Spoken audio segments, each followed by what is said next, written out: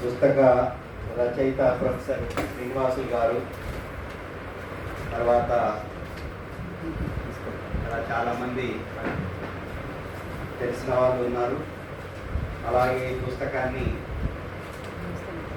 Review చేయటానికి వచ్చిన మధుసూదన్ రెడ్డి గారు, రామారావు గారు, మిగతా మిత్రులు, ముందుగా నేను కొంత నర్వస్గానే ఫీల్ అవుతున్నా. ఎందుకంటే అయితే ఈ సమావేశానికి రావాలన్నా వద్దా అనేది ఫస్ట్ పర్మిషన్ తీసుకున్న పుస్తక రచయిత దగ్గర నుంచి. ఎందుకంటే నేను ఈ పుస్తకాన్ని చదవలేదు, ఎందుకంటే అది ఆర్డర్ చేసినా కానీ ఆ పుస్తకం ఇంకా రాలేదు. అయినా ఈ సందర్భం ఒకటి ఉంది కాబట్టి అందులో KNPS లక్ష్మయ్య గారిని కూడా అడిగిన మరి పర్మిషన్ రావాలన్నా వద్దా అని. సో మిత్రులారా, విషయం ఏమిటంటే నేను కొన్ని విషయాల గురించి ఈ సందర్భంగా మీ ముందు చర్చ కోసమే పెట్టి ముగిస్తాను. తర్వాత ఇటువంటి సమావేశాలు జరిగినప్పుడల్లా మాకు కొంతమందికి టక్కున కులం గురించి మాట్లాడుతున్నాడు. అంటే కాస్ట్ ఎంత అంటే ఒక కమ్మ అన్నమాట, నేను ఇది అప్పర్ కాస్ట్లోనే కాదు, దళితులలో కూడా మాలా అన్నాను, అరే నేను మాలా కదా, ఓ నా గురించి ఏదో మాట్లాడుతాను. సో ఇటువంటి ఒక పరిస్థితులు ఉన్నప్పుడు బహిరంగంగానే ఇవి మాట్లాడుకోవాల్సిన అవసరం ఉంది. ఎందుకంటే ఇంకా ఎన్నో రోజులు వీటిని దాచే అవసరం లేదు. దానివల్ల నష్టమే జరిగింది తప్ప లాభం జరగలేదు. బయటికి పెట్టవలసిందే, వాటిని ఫైట్ చేయవలసిందే. కాబట్టి అప్పుడప్పుడు నేను అన్నప్పుడల్లా మీరు ఏమనుకోవద్దని ఎవరైనా ఏ కులానికి చెందిన అంటే పరిస్థితి అది దేశం. ఈ దేశంలో ఇక మనం కులం కాకుండా వేరే మనం సెలెక్ట్ చేసుకుంది ఏం కాదు, ఏ కులమైనా కూడా. కాబట్టి మన తప్పేం కాదు. సో విషయం ఏంటంటే కారం చేడుకు సంబంధించి తప్పకుండా ఇది ఒక చారిత్రాత్మకమైన రోజు. కారం చేడు సంఘటన జరిగింది. ఎందుకంటే ఇక్కడ మేము కూడా మనుషులమే అని అన్నందుకు కారం చేడులో మాదిగా పల్లె 6 ప్రాణాలను బలి ఇవ్వవలసి వచ్చింది. జస్ట్ మేము కూడా మనుషులమే అంతే. ఒక 3 దళిత మహిళలు అత్యాచారాలకు గురి కావాల్సి వచ్చింది. మేము కూడా మనుషులమే, మేము కూడా సమానమే, సమానం కూడా కానలే. ఈ దేశ పరిస్థితి ఇది. వేరే దేశాలలో మేము మనుషులమే అనే దానికి ఇంత త్యాగాలు అవసరం, కానీ ఇక్కడ అటువంటి అవసరం ఏర్పడ్డది. అంతేకాకుండా దీని ప్రాముఖ్యత ఏమంటే నా దృష్టిలో కారం చేడు సంఘటన ఒక అమోఘమైన త్యాగం. ఈ రాష్ట్రంలో త్యాగాల గురించి చెప్పవలసిన పని లేదు. ఇక వామపక్ష ఉద్యమాలు కానీ మిగతా ఐడెంటిటీ ఉద్యమాలు కానీ త్యాగాలు చాలా బలంగా మనందరికీ తెలిసినాయి. అయితే ఈ మహోన్నత త్యాగం అనేది వృధా పోలేదు. ఎందుకు పోలేదు అని అంటే ఈరోజు ఈ దేశంలో ఉండే మొత్తం మేధావుల కన్ను తెరిపించిన రోజు. ప్రత్యేక ఒక ఆంధ్రప్రదేశ్లోనే కాదు, మొత్తం దేశంలో. ఎందుకంటే మేము అప్పుడు యూనివర్సిటీలలో ఉండేవాళ్ళం. అక్కడ ఏం సబ్జెక్టులు చెప్పేవాళ్ళు, వేటి మీద PhD జరిగేదో కొంత అవగాహన ఉంది. ఈ సంఘటన జరగంగానే భారతదేశం మొత్తం ఎప్పుడూ చూడని విషయం ఒకటి చూసినట్టుగా వాళ్ళ కళ్ళు తెరుచుకున్నారు. రాజకీయ పార్టీలు, సరే బూర్జువా పార్టీల గురించి పెద్ద మాట్లాడాల్సిన అవసరం లేదు. ఎందుకంటే ఆ పార్టీలు బతికేదే కులతత్వం, కులోన్మాదం, కుల హత్యలు, కులహింస వాటి మీదనే బతుకుతున్నాయి. ఏ పార్టీ అయినా తీసుకోండి. ఆ బూర్జా పార్టీలను పక్కకు పెడితే వామపక్ష పార్టీలు ఏదైతే కమ్యూనిస్టు పార్టీలు ఉన్నాయో వాళ్ళ భాషను మార్చేసినారు. ఆ నుడికారాన్ని మొత్తం మార్చేసి కొత్త భాషను మాట్లాడతారా లేదా అని ఆ త్యాగాలు ఒక రకంగా ఛాలెంజ్ చేసిన రోజు ఇది. కాబట్టి ఈరోజు సమాజంలో అక్కడ జరిగిన హింస వెనుక, అక్కడ జరిగిన ఒక హత్యాకాండ వెనుక ఒక నిర్మాణం ఉంది, ఒక భావజాలం ఉంది. ఆ నిర్మాణాలు, ఆ భావజాలాన్ని ధ్వంసం చేయకుంటే ఇక ఈ దేశంలో ఈ హత్యలు ఆగవు అని సమాజానికి చెప్పిన రోజు. కానీ నిజానికి ఆ రోజు ఏదైతే మనం చెప్పిందో ఈ సమాజం సీరియస్గా తీసుకోకపోవడం వల్లనే ఇవాళ కారం చేడులు జరుగుతున్నాయి. కారం చేడు అయిపోయింది, కారం చేడులు ఇంకా జరుగుతూనే ఉన్నాయి, ఇంకా జరగబోతూ ఉన్నాయి. తెలంగాణలో జరగబోతున్నాయి. తెలంగాణలో కులం లేదన్న తెలంగాణ వచ్చిన సంవత్సరమే అనుకుంటా 2014లోనే ఇంకొక కారం చేడు జరిగింది పాతపల్లిలో. కాబట్టి వీటికి లక్ష్మీపేట కానీ, చుండూరు కానీ, పాతపల్లి కానీ, రామోజీపేట కానీ ఇవన్నీ జరుగుతున్నాయి. ఎందుకంటే ఆ రోజు యొక్క ప్రాధాన్యత ఈ సమాజం గుర్తించింది. అయితే సమానత్వం కోసం ఉన్న ఒక రెండు బలమైన సిద్ధాంతాలు, ఒకవైపేమో పూలే అంబేద్కర్, ఇంకొక వైపేమో మార్క్స్, లెనిన్. ఈ బలమైన సిద్ధాంతాలు ఈ దేశంలో అన్వయించుకునే సమయంలో ఎలా అన్వయించాయి అని ఒక ప్రశ్న వేసుకొని చర్చించుకోవాల్సిన అవసరం ఉంది. కాబట్టి ఆ వెలుగులో నేను అర్థం చేసుకున్నంత వరకు ఒక 3-4 విషయాలు మాత్రమే మీ ముందు, అది వ్యక్తిగత భావాలు, ఇది purely personal reading and personal opinions, చర్చ కోసం మీ ముందు పెట్టడానికి నేను ప్రయత్నిస్తున్నాను. అందులో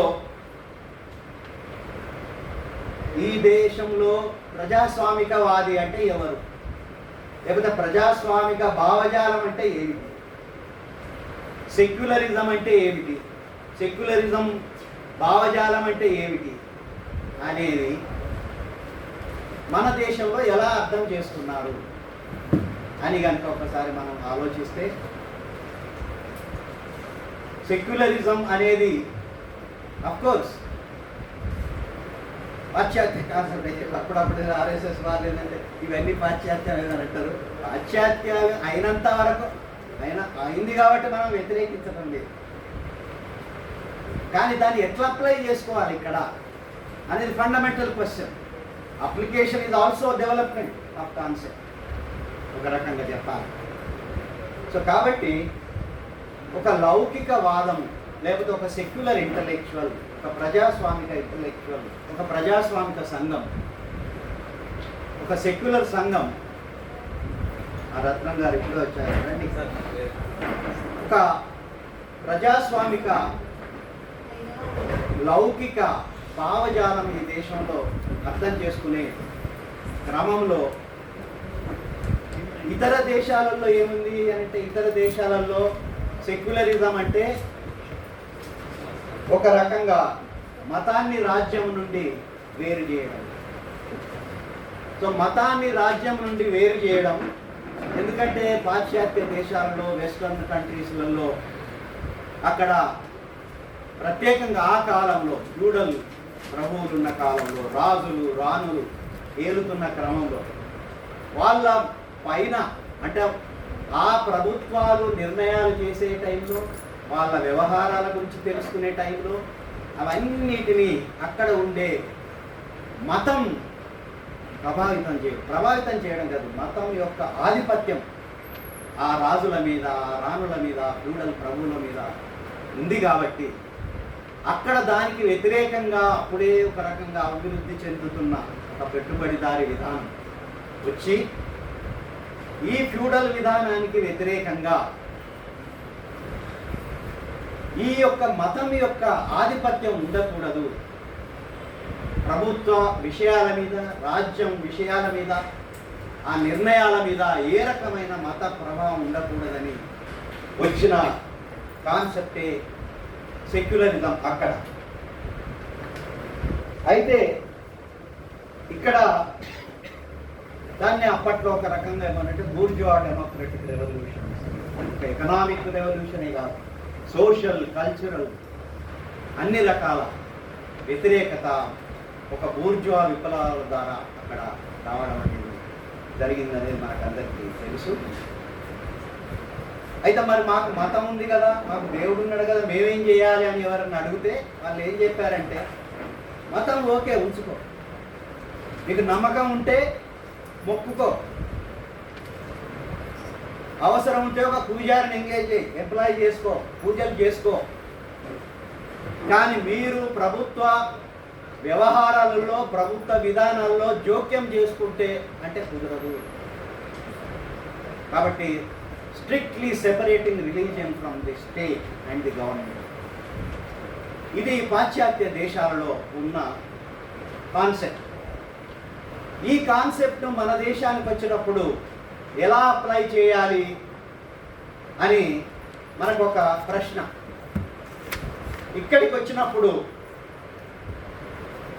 మనకి predominantly it is the Hindu society. ఈ మధ్యలో హిందూ అంటే కూడా భయపడుతున్నారు, అట్లా అయిందే పరిస్థితి. ఇదే హైందవ సమాజం, it is Hindu society predominantly speaking.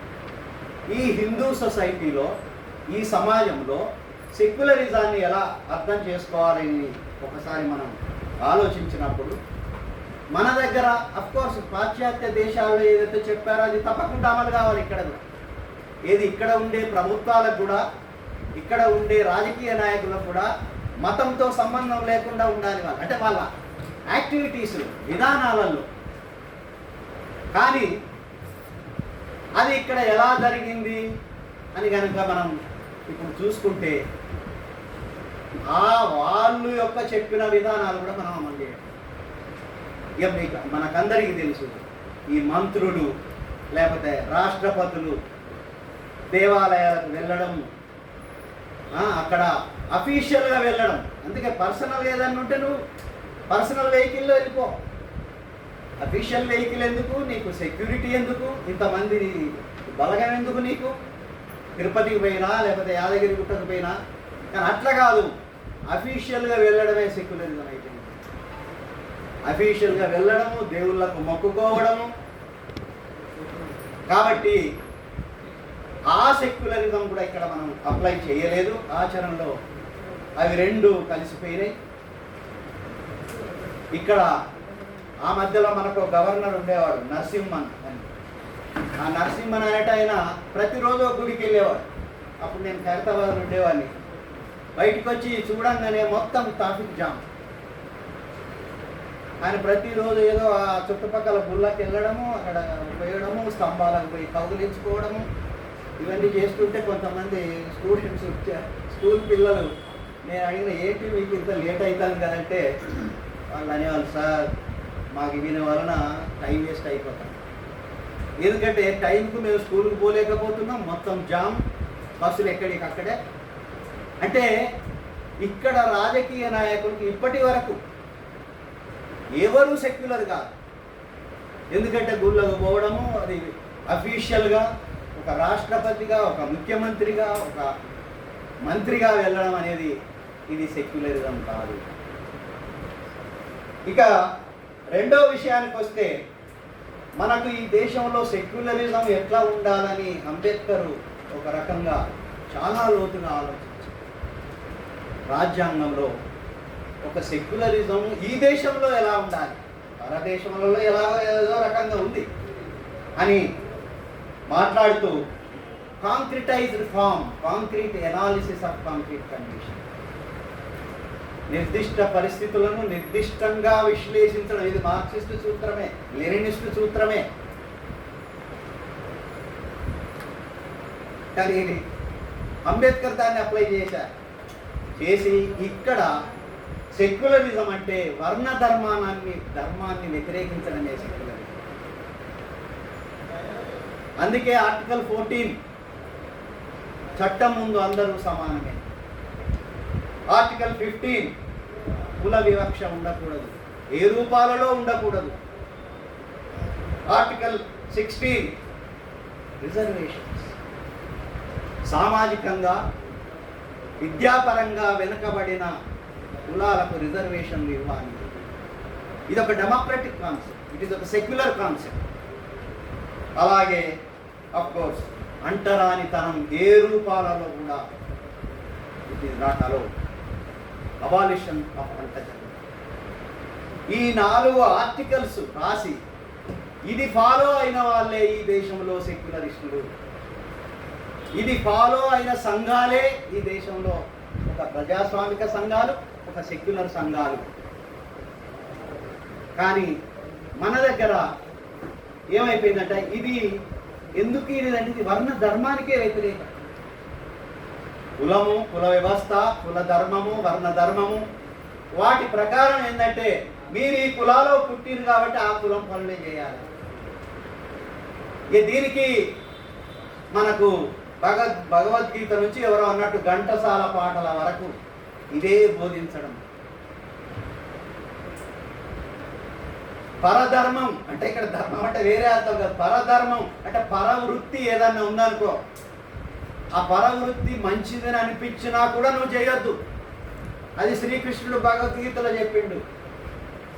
ఇక శ్రీకృష్ణుడే చెప్పినప్పుడు మనం అంటే గద్దర్ అన్నట్టు చెప్పులు కుట్టేది మాదిగోళ్లే కాదా, కుండలు చేసేది కుమ్మరోళ్లే కాదా, నిజమే లే అని అన్నట్టు శ్రీకృష్ణుడు ఏం చెప్పినంటే మళ్ళీ వేరే నేను తప్పు చెప్పినా అనుకోవద్దు, మీరు కాన్షియస్గా చెప్పినా మీరు కుల వృత్తులనే పాటించండి. అప్పుడు పాటించిన తర్వాత మీకు ఏమన్నా మంచి జరుగుతుంది తర్వాత. మీరు ఎందుకంటే పోయిన జన్మలో ఏదో పాపం చేసిన కూడా చెప్పులు కుట్టాలి మరి అంటే. దీనికి వ్యతిరేకంగా రిజర్వేషన్స్ కావాలి. దీనికి వ్యతిరేకంగా ఇక్కడ అంటరానితనం అబాలిష్ కావాలి అనే ప్రావిజన్స్ పెట్టడం అనేది ఇక్కడ జరిగితే మండల్ కమిషన్ వచ్చినప్పుడు అగ్రకులాల వాళ్ళందరూ బూట్లు చూడడం ఓపెన్గా సపోర్ట్ చేయాలి. ఒక ప్రో రిజర్వేషన్ మూవ్మెంట్ అనేది కూడా ప్రజాస్వామికవాదులు చేయలేకపోయింది.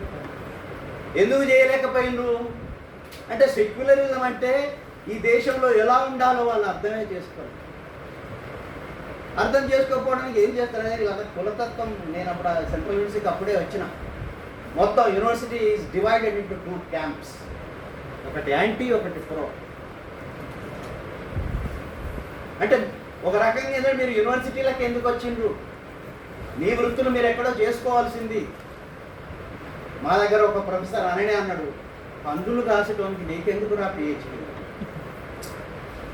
అంటే నువ్వు పందులు కాసే కులం నుంచి వచ్చినావు, తమిళనాడు నుంచి, నువ్వు PhD ఎందుకు చేస్తున్నావు ఇక్కడ?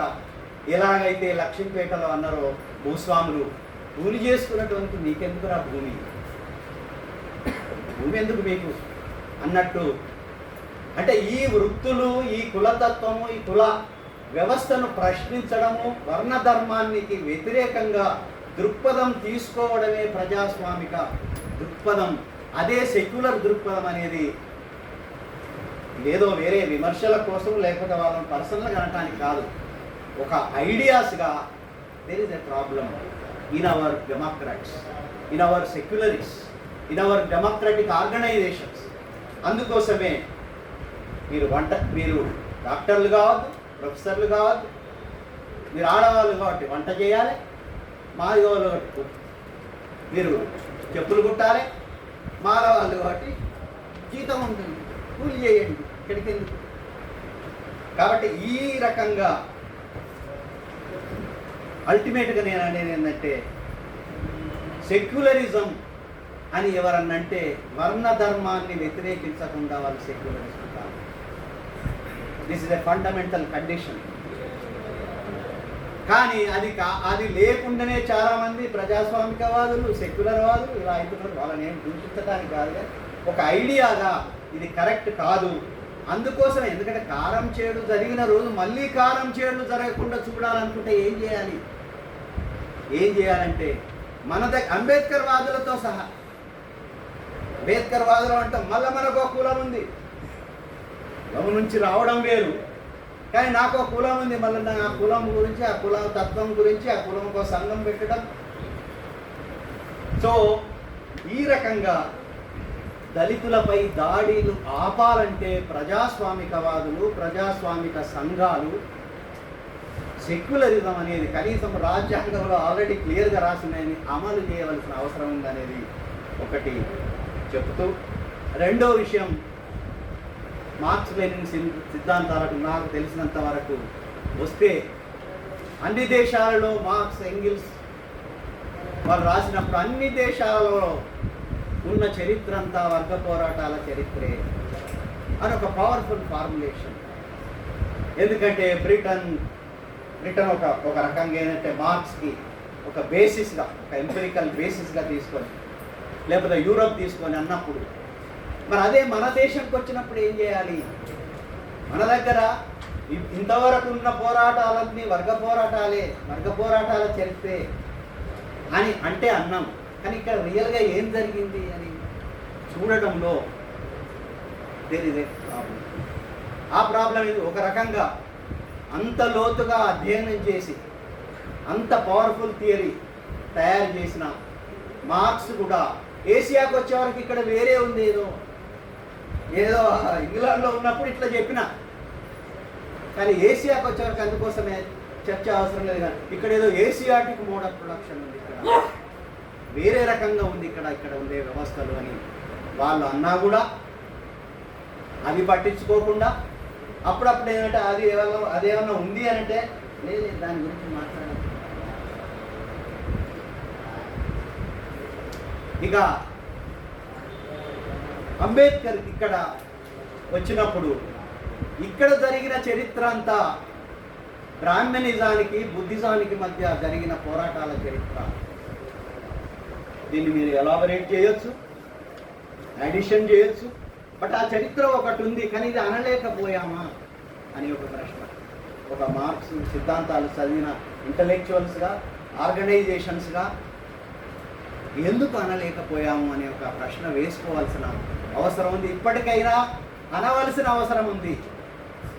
కాబట్టి అట్లా ఇక్కడ one can develop this kind of analysis. Ancient ఇండియాలో ఎలా ఉంది, మిడివల్ ఇండియాలో ఎలా ఉంది, మోడర్న్ ఇండియాలో ఎలా ఉంది. బట్ తప్పకుండా ఇవి ఇంకొకటి ఏంటంటే వర్గ పోరాటాల చరిత్ర అంటే బేసికల్ వాట్ ఈజ్ అ వర్గం, what is a class. Class is an economic category. ఎవరు ఆస్తులు కలిగి ఉన్నారు, ఎవరు ఆస్తులు కలిగి లేరు, వాళ్ళ మధ్య సంవాదం చాలా ఎకనామిక్. ఈ ఎకనామిక్ కాన్సెప్ట్ అంటే ఇక్కడ అందుకోసమే అటువంటి ఒక ప్రత్యేకత ఇక్కడ ఉంది. కాబట్టి ఇక్కడ ఎనాలిసిస్ వేరేగా ఉండాలి అని నేను పర్సనల్గా ఫీల్ అయితే ఏదో పరస్పరంగా విరుద్ధమైనవి కాదు. మార్క్స్ అట్లా చెప్పింది కాబట్టి మార్క్స్ తప్పు, ఇక్కడ అంబేద్కర్ చెప్పిండు అది కాదు. ఆయన అక్కడ చూసిన ఆ ప్రాంతాలలో చూసిన చరిత్ర ప్రకారం అది కరెక్ట్ కాబట్టే చెప్పేశారు. అంబేద్కర్ ఇక్కడ చూశాడు కాబట్టి, అంత లోతుగా చూశాడు కాబట్టి ఇక్కడ చెప్పేశారు. కాబట్టి వాటి మధ్యలో ఏదో పరస్పర విరుద్ధంగా పెట్టి మనం చేసుకోవాల్సిన అవసరం లేదు. ఇంకొక 2 విషయాలు, ఇది ఇప్పటికీ మన లక్ష్మయ్య గారు ఆల్రెడీ అన్నట్టు ఈ పునాది ఉపరితలం చర్చ ఇప్పటికీ అది ఎడదగిన చర్చ. అంటే అది కుల నిర్మూలన జరుగుతా తప్ప చర్చ ముగించటట్టు లేదు. అంటే అట్లా అయిపోయింది ఆ చర్చ. ఏంటి కులం అనేది ఉపరితలమా లేకపోతే పునాదియా అని ఒక పెద్ద చర్చ చేసి చాలా కారం చేడు ప్రశ్న వేసినప్పుడు కొంతమంది మేధావులు అనేది ఇది సూపర్ స్ట్రక్చర్ కాదు. సరే అంతకుముందు చరిత్రకారులు చెప్తుందని అంటారు, ఓసామి లాంటి వాళ్ళు చెప్పారు. కానీ కారం చేడు తర్వాతనే ఈ ప్రశ్న బలంగా వేసి ఇది పునాది అంశమా ఉపరితల అంశమా అని చర్చ వచ్చినప్పుడు చాలామంది అప్పటికి ఉండే ఒక క్లాసికల్ వాట్ ఎవర్ ట్రెడిషనల్ మార్క్సిజంలో ఏంటంటే లేదు అది కులం అనేది ఓన్లీ ఉపరితల అంశం. ఫస్ట్ మనము పునాదిని మార్చాలి వర్గ పోరాటం ద్వారా. వర్గ పోరాటం ద్వారా పునాదిని మారిస్తే దానంతట అదే కులం పోతుంది. లేకపోతే ప్రయత్నపూర్వకంగా మనం ఏమన్నా అటెంప్ట్స్ చేసి కొంత సాంస్కృతిక విప్లవం కండక్ట్ చేసి చేసుకున్నాం. కానీ ఇప్పుడు కులం గురించి కులతత్వం గురించి కుల హింస గురించి అంటే థియరిటికల్ కుల హింస ఇదంతా సెకండరీ అంశం. ఇది అంత ప్రధానమైన అంశం కాదు. ఇక అలా ప్రధానమైన అంశం కానప్పుడు ఇక దళితుల మీద దాడులను ఆపడానికి ఎందుకు పోతాం? ప్రధాన అంశమే కాదు. కాబట్టి అటువంటి ఒక అండర్స్టాండింగ్ చేసి వీటిని మరి ఇప్పటికైనా కూడా సరే ఇప్పటికి చాలామంది గుర్తించారు. కానీ గుర్తించినా కూడా ఏంటంటే ఇది దళితుల పని కదా. ఇప్పుడు దళితుల అట్రాసిటీ జరిగింది. నేను మొన్ననే పోయినాం జగిత్యాల. ఒక కుల దురహంకార హత్య జరిగింది. దళితులు తప్ప ఎవరు లేరు. అడిగి పోయినాం, ఫ్యాక్ట్ ఫైండింగ్ అన్నాం, ఒక మీటింగ్ పెట్టినాం. ఎందుకంటే ఇది మీ సమస్య కదా బాబు, మేము వేరే కులం కదా, మీ వాళ్ళని చంపింది కాబట్టి మీరు పోతాండు పోండి. కుల సమస్య అనేది ఈ దేశంలో దళితుల సమస్య. మిగతా కులాలకు కుల సమస్య ఒకటి ఉంది అనేది ఉన్నా కూడా మంచిది అనుకుంటారా తెలియదు మనకు, కానీ అది మన సమస్య కాదు. అందుకోసం ఏంటంటే చేసుకోండి. కానీ ఏదో మీరు ఆ కులానికి చెందిన వాళ్ళు ఎవరున్నా మీరు నలుగురు ఉన్నారు కదా, మీరు నలుగురు చూసుకుంటాం. మేము వేరే కులాల వాళ్ళు, మేము అక్కడికి రాము, మేము ఫ్యాక్ట్ ఫైండింగ్ చేయం, మేము మాట్లాడము. అంటే కుల నిర్మూలన అనేది సామాజిక సమస్య అని గుర్తించడంలో వైఫల్యం చెందామా? వైఫల్యం చెందకపోతే ఇది నీ సమస్య ఎందుకు కాదు? ఒక బ్రాహ్మణ సమస్య ఎందుకు కాకూడదు? కులం ఎందుకే ఎవరిదైనా కూడా కులం మంచిది కాదు కదా.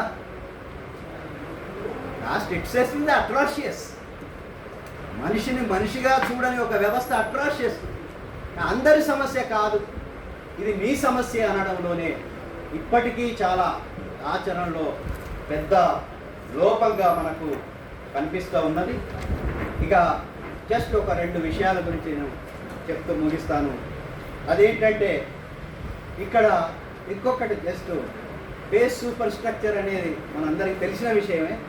దాని రిలేషన్ గురించి సరే చాలామంది చాలా రాశారు, పెద్ద పెద్ద ఫిలాసఫర్స్ కూడా రాశారు. ఇప్పటికీ ఏంటంటే దేన్ని ఏది నిర్ణయిస్తుంది, ఇది దాన్ని నిర్ణయిస్తుందా, ఇది దీన్ని నిర్ణయిస్తుందా అనే ప్రశ్న వచ్చినప్పుడు లేదు మేము చాలా క్రియేటివ్గా ఆలోచించి చెప్తున్నాము. డైలెక్టికల్ రిలేషన్ ఉంటుంది దాని మధ్య. అంటే బేస్ సూపర్ స్ట్రక్చర్ నిర్ణయించవచ్చు, సూపర్ స్ట్రక్చర్ బేస్ను నిర్ణయించవచ్చు, పునాది ఉపరితలం అని చెప్పి అసలు ఈ నిర్ణయాలు ఏంటంటే నిర్ణయాత్మకం, డిటర్మినిజం. అందుకోసం ఒక ప్రశ్న వచ్చింది, ఈ డిటర్మినిజం ఏంది? పర్మనెంట్గా ఈ determinism, that determines this determines that. ఒక చారిత్రక దశలో ఏ దేశంలో ఏది ఏ రోల్ ప్లే చేస్తుందో ఆ కాంక్రీట్ కండిషన్లో అక్కడ చదువుకోవాలి తప్ప నేను ఇక్కడ కూర్చొని నేను అది ఇది నిర్ణయిస్తుంది, ఇది అది నిర్ణయిస్తుంది. అసలు భారతదేశంలో ఇక్కడ చాలా వరకు కల్చర్ నిర్ణయించింది. ఏమంటారు మరి? ఐడియాలజీ నిర్ణయించి నీకు ఆస్తులు ఉండాలనా లేదా అనేది ఎవరు నిర్ణయించారు? భూములు ఉండాలనా లేదా నీకు ఎవరు నిర్ణయించారు? Ideology, Brahminism, culture. నీకు చదువు ఉండాలనా లేదా ఎవరు నిర్ణయించారు? బ్రాహ్మణిజం నిర్ణయించడమే కాదు, ఒకవేళ నువ్వు తప్పిపోయి చదువుకుంటే నాలుకలు పోస్తా. తప్పిపోయి మీరేమన్నా చదువుకున్నారనుకో తలకాయలు తెగ్గొస్తా అని రాసి అమలు చేసిన దుర్మార్గమైన చరిత్ర ఉన్న దేశం ఇది. మంచి విషయాలు ఉండొచ్చు, బట్ ఈ దుర్మార్గమైన చరిత్ర చెప్పకపోతే అది ఏం అవగాహన అవుతుంది? అందుకోసం వీళ్ళ చదువుకు సంబంధించి ఇవాళ వాళ్ళు ఎక్కడికి వస్తే అక్కడ చదువును ధ్వంసం చేయడమే. స్టేట్ యూనివర్సిటీకి వస్తే స్టేట్ యూనివర్సిటీకి ధ్వంసం చేయడం. ఇక ఈ మధ్యలో సెంట్రల్ యూనివర్సిటీ వాటిని కూడా ధ్వంసం చేయండి, ప్రైవేట్కి పట్టుకొస్తున్నాం మేము. అంటే ఈ రకంగా ఈ నిర్ణయం అనేది, ఈ నిర్ణయాత్మకం అనేది మార్క్స్ చెప్పిండా లేదా అనేది పెద్ద ప్రశ్న. That it self is a wrong thing. ఆయన అన్నదానిలో కూడా ఇట్ ఈస్ ఓన్లీ బీయింగ్ అన్నాడు. Being does not mean economic. It is not, but it is not the consciousness that determines the being. On the contrary it is the being that determines consciousness అన్నప్పుడు being అంటే ఏమిటి? ఆర్థికమనా, జీతాలనా, భూమి పోరాటమనా అని లేదు అక్కడ. ఒకటేమో దానికి సంబంధించి ఒక రకంగా మిస్అండర్స్టూడ్. ఇంకొకటి ఏంటంటే ఇక్కడ కల్చరే హాస్టల్ లేకుండా చేసింది కదా. ఎందుకు ఇవాళ విజ్ఞాన రంగంలో దళితులు లేరు? ఇది fundamental question. All central universities are occupied by the grantees. Majority. ఎందుకు జరిగింది అది? ఏమన్నా ఇవాళ వచ్చి ఊడిపడ్డదా కింద? ఇది ఒక చారిత్రక పరిణామ క్రమం. అందుకోసమే అక్కడ లేదు. ఎందుకు ఇవాళ దళితులకు భూమి లేదు? ఏదో ఇవాళ ఒకసారి ఏదో ఇక క్యాపిటలిజం వచ్చింది, డిఫరెన్షియేషన్ జరిగింది, వర్గాలుగా విడిపోయింది. ఇట్లా జరగలే ఈ దేశంలో. మనుధర్మంలో రాశారు, మీరు ఉండొద్దు, మీరు భూమిలో పని చేయడం, కూలి చేయడానికి మీ పని. ఇక్కడ వచ్చిన అగ్రికల్చరల్ ఎవిడెన్స్ ఏదో క్యాపిటలిజం వచ్చింది, కమాడిటైజేషన్ జరిగింది, కమర్షియలైజేషన్ జరిగింది, అట్లా వచ్చింది కాదు. నేననేది ఏంటంటే ఈ నిర్ణయాత్మక deterministic Marxism has done immense harm in India. ఈ ప్రశ్న మనం కనుక వేసుకోకపోతే, నేను మార్క్సిస్ట్ నేపథ్యం నుంచి వచ్చిన మార్క్సిస్టులుగా, లెనినిస్టులుగా, మావోయిస్టు సిద్ధాంతాలు తెలుసుకున్నవాదిగా ఈ ప్రశ్న వేసుకోకపోతే, ఇప్పటికైనా వేసుకోకపోతే మనం దళితుల మీద దాడులను ఆపడం. ఎందుకంటే మనకున్న అవగాహన అనేది మార్క్సిజం దాని మీద ఇన్అడిక్యుయేట్. అందుకోసం దళితుల మీద జరుగుతూనే ఉన్నాయి. సో కాబట్టి ఈ రకమైన క్వశ్చన్స్ చేసేటప్పుడే ఇక చివరికి నేను చెప్పి ముగిస్తాను. ఒక క్లాస్ స్ట్రక్చర్ మనం మాట్లాడినప్పుడు who ones the means of production, ఎవరి చేతిలో ఆస్తులు ఉన్నాయి అని ఒక ప్రశ్న. మరి ఇక్కడికి వచ్చినప్పుడు ఎలా అడగాలి మనం దాన్ని? ఏ కులాల చేతుల్లో భూములు ఉన్నాయి, ఏ కులాల చేతిలో పరిశ్రమలు ఉన్నాయి, ఏ కులాల చేతిలో విద్య ఉంది? ఈ ఫండమెంటల్ క్వశ్చన్స్ వేసుకోకపోతే who ones the means of production which is a very abstract. ఆ అబ్స్ట్రాక్ట్ కాంక్రిటైజ్ చేయనప్పుడు, తర్వాత సంబంధాలు ఉన్న వాళ్ళకి లేని వాళ్ళకు సంబంధాలు, సెల్ఫ్ సంబంధాలు, లేకపోతే వేజ్ రిలేషన్ సంబంధాలు మనం అన్నప్పుడు ఇక్కడేం సంబంధాలు అంటే భూమి లేని కులాలకు భూమి ఉన్న కులాలకు సంబంధం ఏంటి? అక్కడే వచ్చింది కారం చేయడంలో. కమ్మ భూస్వాములు అంటే అప్పుడు అన్నాడు, మీరు కమ్మ భూస్వాములు అంటున్నారా? వాళ్ళు భూస్వాములు. కమ్మ అని ఎందుకు అంటున్నారు? కాస్ట్ పట్టుకొస్తున్నారు, అసలు విడగొడుతున్నారు కాస్ట్ పట్టుకొస్తున్నారు. అంటే అంత సూపర్ఫిషియల్ అనాలిసిస్ అయిపోయింది. కమ్మ భూస్వాములు అంటే కొంతమంది ఆర్గనైజేషన్స్ తీసే, కొంతమంది అన్నారట సంఘాలలో, ఏం సార్ మీరు అంత కమ్మలకు వ్యతిరేకంగా రిజల్యూషన్ చేస్తున్నారు, మాట్లాడుతున్నారు, రెడ్డికి వ్యతిరేకంగా మీరు రెడ్లకు వ్యతిరేకంగా, రెడ్డి భూస్వాములన్నీ రెడ్డిలకు వ్యతిరేకంగా మాట్లాడుతున్నారు, ఇది ప్రజాస్వామిక సంఘాలు ఎట్లా అంటే నువ్వు maybe born in Reddy caste or Kamma caste or Brahmin caste, but are you representing Brahmin here in organization? Are you representing Kamma in a democratic organization? Or Kapu, whatever, Velama? Or are you representing democratic spirit, secular spirit? అని ప్రశ్న వేసినప్పుడు, ఎందుకంటే అవగాహనే కులతత్వం. నేను ఈ కులానికి చెందిన వాడిని కాబట్టి చివుక్కు అంటది ఎవరికైనా. ఓ ఫలానా నో మీరు ఏంటంటే నేను కమ్మ అహో, లేకపోతే what ever any cost, even Dalits కూడా మీరు మన్యపడు. కాబట్టి ఈ కులతత్వం ఏదైతే ఉందో దీన్ని అంటే అంత బలమైనది. అందుకోసమే ఇది స్టేట్ ఆఫ్ మైండ్, అంత పవర్ఫుల్ కాదు. ఆ స్టేట్ ఆఫ్ మైండ్ మాత్రం అంత ఈజీ విషయం, వెరీ పవర్ఫుల్ కాన్సెప్ట్. కాబట్టి అటువంటిది తొలగించుకోకుండా ప్రజాస్వామిక సంఘం ఎట్లయితుంది, ప్రజాస్వామిక వాదులు ఎట్లయితారు, ప్రజాస్వామిక పబ్లిక్ ఇంటలెక్చువల్స్ ఎట్లయితారు. కాబట్టి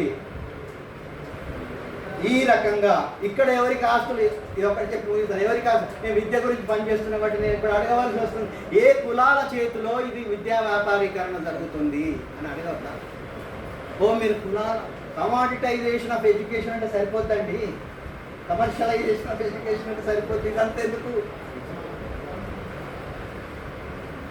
ఎవరు భూస్వాములు అని అంటే భూస్వామ్య వర్గం అంటే సరిపోదా, లేకపోతే క్యాపిటలిస్ట్ వర్గం అంటే సరిపోదా? దానికి మళ్ళీ కాస్ట్ ఎందుకు పెట్టాలి, కాస్ట్ ఎందుకు పెట్టాలి అనడంలోనే కులతత్వం ఉంది. అందుకోసమే కొంతమంది పొలిటికల్ ఎకానమిస్టులు ఈ మధ్యలో కాస్టైజ్డ్ క్యాపిటలిజం, కాస్టైజ్డ్ ఫ్యూడలిజం అంటే ఆ రకమైన నీ క్యారెక్టరైజేషన్ సొసైటీ మీద లేకపోతే అది నిజంగానే కాంక్రిటైజేషన్ జరగదు. కాబట్టి సరే భూములే కాదు, జ్ఞానం ఎవరి చేతిలో ఉంది? అప్పుడప్పుడు ఏంటంటే బ్రాహ్మిన్స్ రారు మనలాంటి స్టేట్స్లో, ఎందుకంటే ఇక్కడ బ్రాహ్మిన్ ల్యాండ్ లార్డ్స్ పెద్ద ఏదో యూపీ లెక్క ఇట్లా లేరు. ఇక్కడ ల్యాండ్ లార్డ్స్ అని ఎవరు? రెడ్డీసు, కమ్మాసు, లేకపోతే వెల్లమాసు. మరి వీళ్ళు ఎక్కడ ఉన్నట్టే వీళ్ళ ఒక రకంగా చెప్పాలంటే వీళ్ళ ముగ్గురితో వాళ్ళు ఎప్పుడో కలిసిపోయినరు. అసలు నడిపేదే వాళ్ళు ఒక రకంగా. సెక్రటేరియట్కి పోతే బ్యూరోక్రాట్స్ అంతా విద్య గురించి మాట్లాడినప్పుడల్లా వాళ్ళకి ఎవరు కొలంబియా యూనివర్సిటీలో ఒక ప్రొఫెసర్ ఉన్నాడు, కార్తీక్ మురళీధరన్, వాళ్ళు వాళ్ళ గురువులు. ఇక్కడ ఎవరు చెప్పినా కూడా గురువులు కాదు. సో కాబట్టి నేను అనేది అందుకోసమే మా ఫ్రెండ్ ఒక ఆయన చెప్పేవారు, ఒకసారి యూపీకి ఇట్లే రీసెర్చ్ కోసం వెళ్ళాడట. అక్కడ అన్ని క్రిమినల్ గ్యాంగ్స్ ఉంటాయి, ప్రతి భూస్వాములకు వాళ్ళకు వీళ్ళకు. ఎక్కడికి పోయినా కూడా బ్రాహ్మణులు కనిపిస్తలేరట. బ్రాహ్మలే కనిపిస్తలేదు, ఇది ఠాకూర్లు ఉన్నారు, వీళ్ళు ఉన్నారు, వాళ్ళు ఉన్నారు అని మళ్ళీ ఆయన వెనకకు పోయి మళ్ళీ అడిగితే ఎక్కడ ఉన్నారా వీళ్ళంటే ఈ క్రిమినల్ గ్యాంగ్స్ అంతా అడ్వైజ్ చేసేట వాళ్ళందరూ బ్రాహ్మణులు. ఎందుకంటే వాళ్ళ పని అంతా అడ్వైజర్స్ టు ది గ్యాంగ్స్. ఎట్లాగైతే సెక్రటేరియట్లో ముఖ్యమంత్రులకు అడ్వైజ్ చేస్తారో క్రిమినల్ గ్యాంగ్స్ కూడా దట్ ఈస్ దేర్ ప్రొఫెషన్. కాబట్టి ఈ రకమైన కుల ఒక కాస్టైజ్డ్ సిస్టమ్ ఉన్నప్పుడు దాన్ని మనం కాకుండా it is only capitalist state, it is only feudal state, it is a semi feudal state, semi capitalist state, bourgeois landlord state అంటే ఏం కాంక్రీట్ చేసుకుంటారు?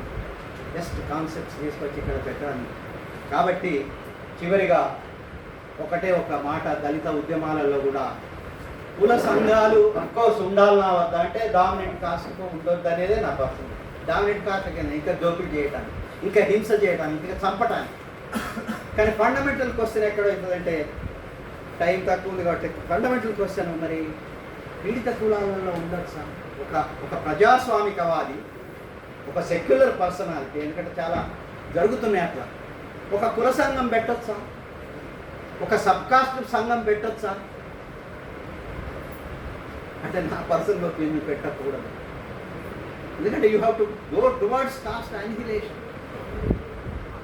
పెట్టకుండా నువ్వు ఒక నిజంగానే, ఎందుకంటే ఇంతవరకు జరిగింది కూడా అదే. అయితే ఉన్న కాస్ట్ అసోసియేషన్స్ ఏం చేయాలి అనే ఒక ప్రశ్న వచ్చినప్పుడు, సరే హిస్టారికల్గా కొన్ని వచ్చినాయి, కొంతమంది రకరకాల కారణాల వల్ల వాళ్ళు పెట్టుకోవచ్చు. కానీ ఆ సంఘాలు కానీ లేకపోతే నేను ఒక మేధావిని, ఏది నా సబ్ కాస్ట్ మన్య మేధావిని, కుల వ్యవస్థలో ఏమైపోయిందంటే ప్రతిదీ. కాబట్టి అటువంటి ఒక సెక్యులర్ పర్సన్ అనొచ్చా, ఒక డెమోక్రటిక్ పర్సన్ అనొచ్చా అనేది ప్రశ్న. దాని గురించి ఆలోచించాలి మనం. అలా పెట్టకూడదు. అయితే ఉన్న సంఘాలను ఏం చేయాలా అని అన్నప్పుడు, ఇప్పుడు చాలా సంఘాలు ఇంతకుముందు చెప్పినట్టు నలుగురు ఉండరు, ఒక సంఘం పెట్టడం.